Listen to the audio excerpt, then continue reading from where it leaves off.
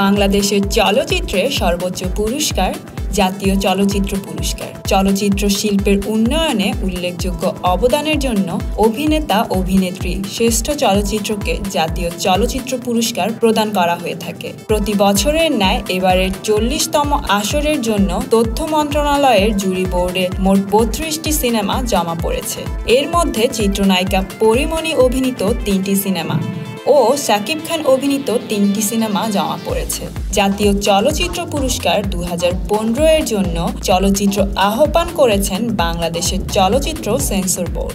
যাই হোক, পরীমনির অভিনয় জীবন কিছুদিন আগে শুরু করলেও শাকিব খান ও অন্যান্য জনপ্রিয় অভিনেতাদের সাথে অভিনয় করে বেশ জনপ্রিয়তা পেয়েছেন। সেই হিসেবে তার অগণিত দর্শক অবশ্যই আশা করবেন এবার সেরা অভিনেত্রী হিসেবে জাতীয় চলচ্চিত্র পুরস্কার পরীমনির ঘরেই যাবে। আপনাদের কি মনে হয় বন্ধুরা? কমেন্ট করে জানিয়ে দিন।